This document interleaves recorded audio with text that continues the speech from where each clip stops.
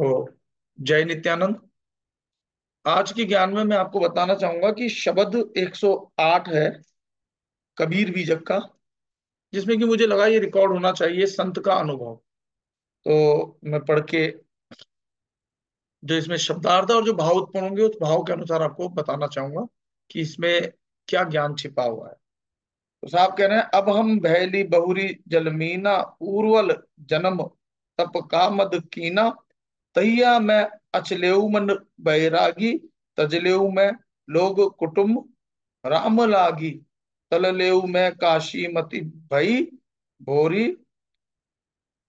प्राणनाथ कहूँ कागति मोरी, हम ही कुसेवक की तुम ही अयाना, दुई माँ दोष काहि भगवाना, हम चली अइल तुम्हारी शरणा, कितहु न देखो हरि जी के चरणा, हम चली अइली तुम्हारे पासा, दास कबीर बल कैसे निराशा।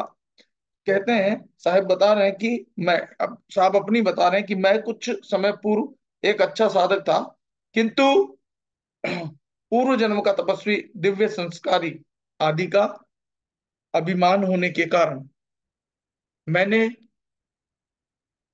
अपनी साधना में कमी कर दी,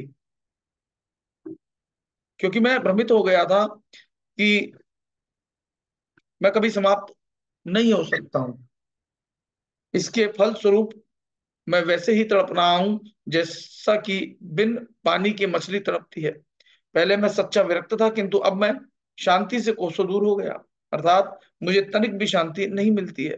पहले मैंने राम को पाने हेतु सब त्याग दिया था, यानी मैं स्वजनों और कुटुंबजनों से अलग हो गया था, किंतु अहंकार के वशीभूत होकर मेरी मति भ्रमित हो गई, जिसके कारण मैंने ज्ञान व सत्संग की पूरी काशी का भी परित्याग कर दिया।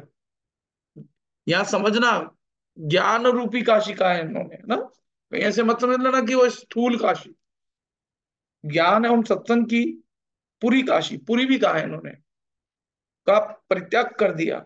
कबीर साहब कहते हैं कि साधक घबराते हुए कहता है कि हे प्राणनाथ, अब मेरी क्या गति होगी, और मेरी भक्ति व श्रुता से आप तृप्त हुए हैं या नहीं।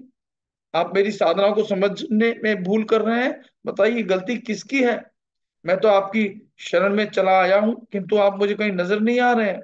मैं आपके पास आ गया हूं, किंतु आपने मुझे घोर निराशा दे दी है। कहने का आशय यह है कि जब मनुष्य समय रहते आत्म तत्व को नहीं पहचान पाता, तो बाद में पछताने के सिवाय उसके पास कुछ नहीं बचता। इसलिए जो साधक साधना करके थोड़ा कुछ उनको प्राप्ति हो जाती है, चाहे वो संसार में कुछ वैभव प्राप्त हो गया हो, कुछ सरलता आ गई हो जीवन में, तो सब भूल जाता है। या आपके जीवन में तकलीफें ज्यादा बढ़ जाएं, आप बीमारी कष्ट आदि में इतने अ, चले जाएं कि आप फिर उसमें भी अपने आत्मस्वरूप को भूल जाएं, तो दोनों ही कंडीशन खराब है। हालांकि ज्यादातर ऐसा होता है जब आप दुखी होते हैं, इसीलिए तो कहा गया आर्त, गीता में कहा गया ना कि आर्त, आर्त का मतलब दुखी, पीड़ित, वो फिर भी भगवान की शरण में जाएगा। इसीलिए माँ कुंती ने जो है भगवान कृष्ण से कहा कि मुझे है ना, अ, मुझे भोग नहीं चाहिए, मुझे तो आप दुख दो, क्योंकि दुख भोगने से पाप कटते हैं, क्योंकि पाप पुण्य दो ही बीज है, और सुख भोगने से पुण्य कटते हैं। इसलिए मुझे तो दुख ही देना, ताकि मेरे पाप कटे और मैं उस दुखी अवस्था में आपको याद कर सकूं।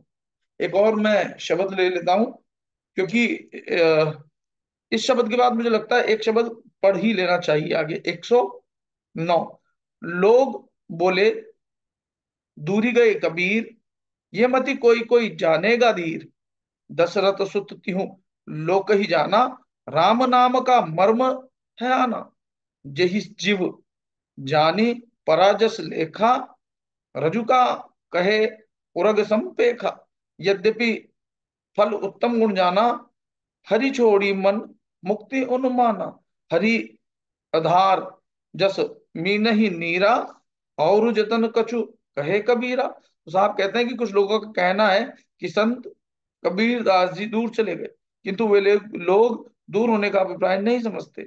इसका मतलब तो कोई ज्ञानवान पुरुष ही समझ सकता है। दूर का मतलब जगत से लौटकर निज चेतन स्वरूप में रम जाना। सांसारिक मनुष्य तो राजा दशरथ के पुत्र पुरुषोत्तम श्री राम को जगत करता एवं परब्रह्म मानते हैं, पूजन करने लायक समझते हैं, किंतु आत्माराम निज स्वरूप चेतन ही मनुष्य मात्र का उपासक है। जिसकी मति जैसी होगी वो वैसा ही समझेगा। आप बहुत लोग तो रस्सी को ही सर्प समझ लेते हैं, तो क्या उनकी समझ लेने से रस्सी सांप बन जाएगी? यह केवल आंखों का धोखा मात्र है। संत साहिब कहते हैं कि अयोध्या के श्री राम उत्तम गुणों वाले पुरुष थे और हमारे पूर्वज थे, जिसके कारण उनका आदर सम्मान करना हमारा परम कर्तव्य है।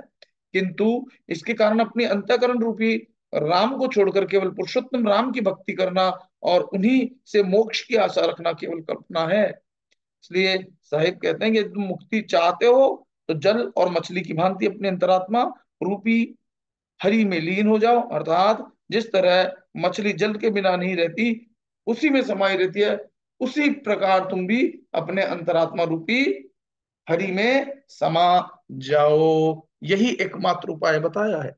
ठीक है ना? अगर आप नहीं समझ पा रहे हो कि जो राम, दशरथ पुत्र राम हमारे जो पूर्वज हैं, जो मर्यादा पुरुषोत्तम है, उनका आदर सम्मान तो हमें करना ही चाहिए, उसमें तो कोई दो राय है ही नहीं। परंतु अगर आप इसके बारे में ज्यादा समझना चाहते हो कि वास्तविक राम कौन, तो मैंने एक वीडियो पहले भी डाला हुआ है, वास्तविक राम कौन करके। आप मेरे यूट्यूब चैनल पे सर्च कीजिए, यूट्यूब चैनल पे जाइए, आपको मिल जाएगा मेरे चैनल। तो इस बात को समझें, अपने निज राम से जुड़े रहें, क्योंकि निज राम से अगर आप जैसे ही अलग हो गए, तो जैसे मछली तड़पती है ना, चाहे संसार में कितना भी पैसा आ जाए फिर भी आप सुख का अनुभव नहीं कर पाओगे, शांति का अनुभव नहीं कर पाओगे। लेकिन अगर आप अपनी निज चेतना, निज राम से जुड़े रहोगे, तो निश्चित रूप से आप जो है परम शांति, परम सुख का अनुभव करोगे, चाहे सांसारिक पदार्थ आपके पास कम ही क्यों ना हो। ठीक है? तो जय नित्यानंद, नमः शिवाय, धन्यवाद।